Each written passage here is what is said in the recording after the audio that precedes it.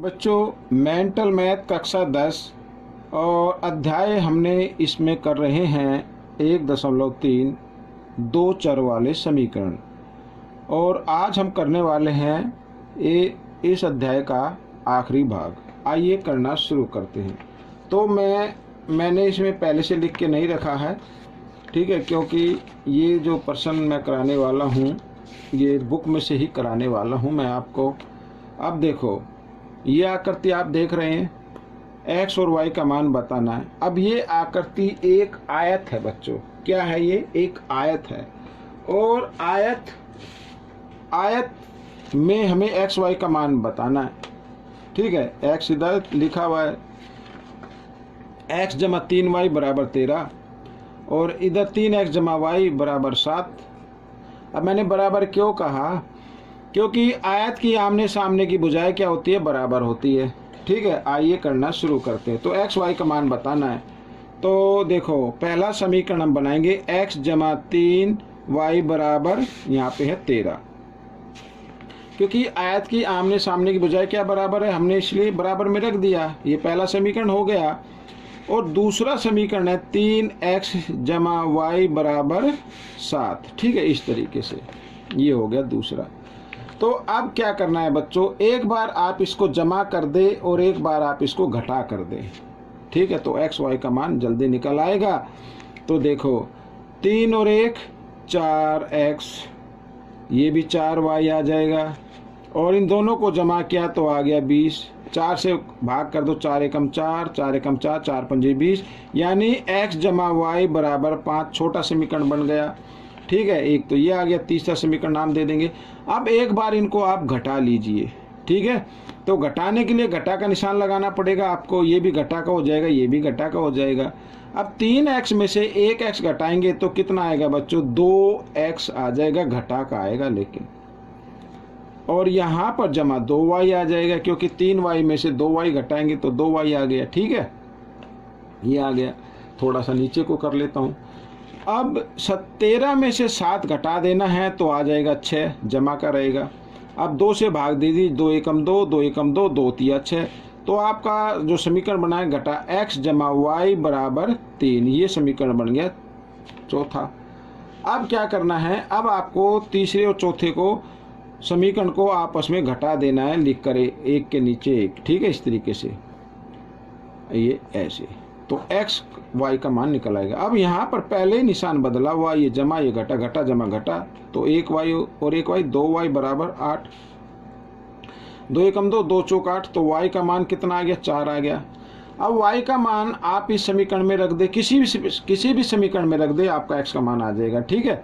आइए हम इसमें रख लेते। तो x जमा y की जगह y का मान बराबर 5।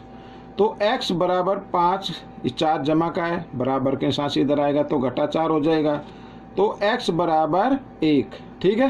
तो x का मान ये आ गया, x का मान आ गया 1 और y का मान आ गया 4, ठीक है। तो ये आपका आंसर निकल गया। आइए करते हैं अगला प्रश्न। अब ये रहा आपके सामने। अब इसमें क्या कहता है कि दी गई आकृति में समीकरण हो, ये समीकरण दिए हुए तथा x अक्ष पर बने त्रिभुज का क्षेत्रफल बताना है। x अक्ष पर ये बना बच्चों इधर, ठीक है। अब क्षेत्रफल बताने के लिए मैं आपको इस पे बताता हूँ, ठीक है। त्रिभुज का क्षेत्रफल का फॉर्मूला क्या होता है ये आपको पता होना चाहिए। त्रिभुज का क्षेत्रफल फॉर्मूला होता है 1/2 आधार और गुणा ऊंचाई, ठीक है, ये वाला।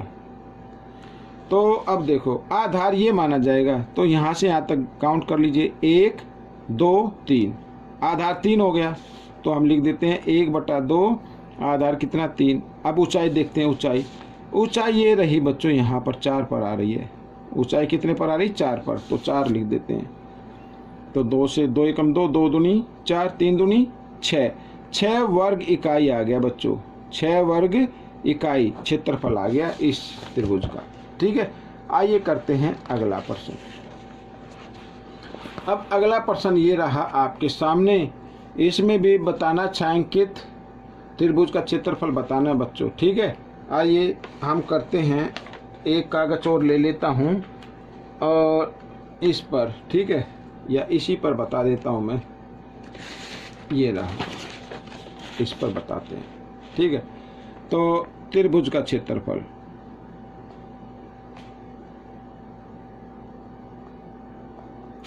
तो त्रिभुज का क्षेत्रफल, ठीक है, ज्ञात करना। तो फॉर्मूला तो पता ना, 1/2 आधार गुणा ऊंचाई। तो आधार लिखेंगे पहले, आधार ही रहा, 1 2 3 4, ये 4 आधार हो गया, गुणा ऊंचाई। ऊंचाई कितनी है? ऊंचाई बच्चों यहाँ पर ये मिस प्रिंट हो गया है, एक्चुअल में ऊंचाई 4 है यहाँ पर, ठीक है।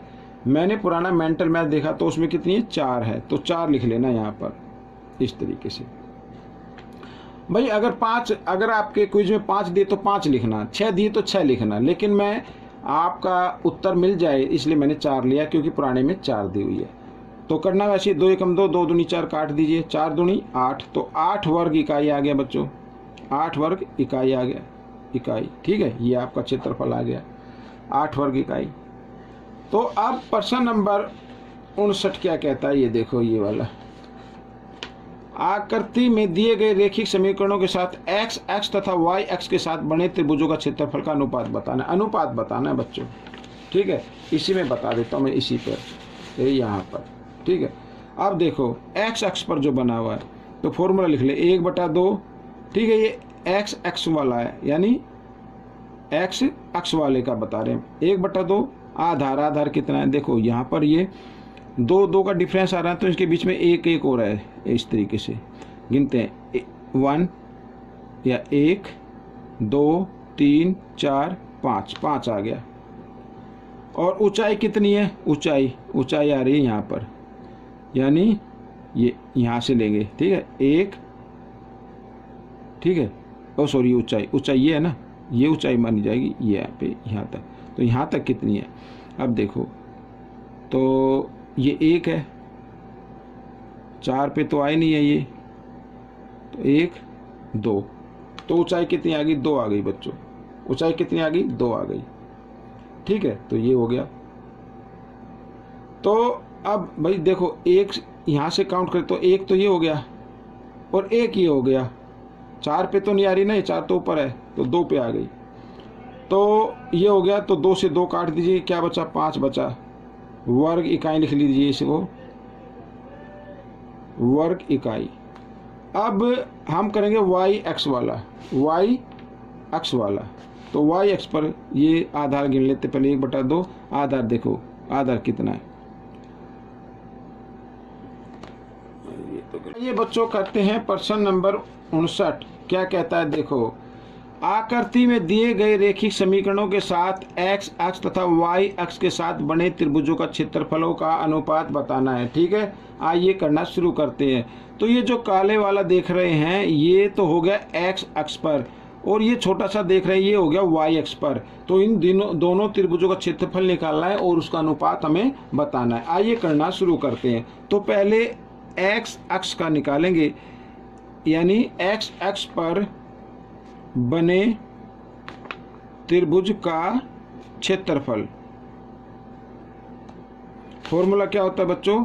1/2 आधार गुणा ऊंचाई। आधार कितना है? गिन लेते हैं, 1 2 3 4 5 है आधार, ठीक है। क्योंकि देखो 2 अंक है ना, ये है 10, ये 12, इसके बीच में 11 भी मौजूद है, ठीक है। इसके बीच में 9 मौजूद है। इस तरीके से आपको ध्यान से गिनना है। और ऊंचाई कितनी है? ऊंचाई देखो, यहाँ से यहाँ तक, तो ये आएगी 3 पर, 3 लिख देता हूँ, ठीक है। तो ये आ गया, मान लो यही है वर्ग इकाई, ठीक है। ये क्षेत्रफल निकल गया। अब y अक्ष पर निकालते हैं, y अक्ष पर। तो y अक्ष पर बने त्रिभुज का क्षेत्रफल, तो फॉर्मूला वही लगेगा, 1/2 आधार गुणा ऊंचाई। आधार कितना है ये देख लेते हैं, यहाँ से यहाँ तक का आधार। तो ये 1 2 3 4 5 हो गया। ऊंचाई कितनी है? ये 2 पर आ रही है, ये आ गया। तो इसको भी लिख देते हैं वर्ग इकाई, ठीक है। अब क्या पूछा है? अनुपात बताना है। अब अनुपात के लिए ये लगा दीजिए, 1/2 से 1/2 कट गया, 5 से 5 कट गया, 3/2 रह गया, यानी कि 3:2 है। हो गया प्रश्न। आइए करते हैं प्रश्न नंबर 60। ये रहा आपके सामने। प्रश्न नंबर 60 क्या कहता है, देखो आपको ध्यान से पढ़ना है और करना बहुत ही आसान है। बिंदुओं के निर्देशांक बताइए जहां ये समीकरण और x अक्ष और y अक्ष पर प्रतिच्छेद करते हैं। अब देखो ये कर रहा x अक्ष पर, तो x वाला पॉइंट आपको सबसे पहले लिखना होता है, और y क्योंकि x अक्ष पर प्रतिच्छेद कर रहा है तो इसका मतलब y का पॉइंट क्या होगा, 0 होगा। एक तो ये हो गया, ठीक है। दूसरा, अब ये करता y अक्ष पर, ठीक है, तो आपको पहले x वाला लिखना है, क्योंकि y पर प्रतिच्छेद कर रहा है तो इसका मतलब x क्या होगा, 0 होगा, और y कितना हो गया, 2 पर है तो 2 लिख दीजिए। ये हो गया आपका प्रश्न, बहुत ही आसान था। तो इस तरीके से प्रश्न आपका हल हो गया, साथ ही ये चैप्टर भी कंप्लीट हो गया है। अब हम मिलेंगे अगले एक नए चैप्टर में, तब तक के लिए धन्यवाद।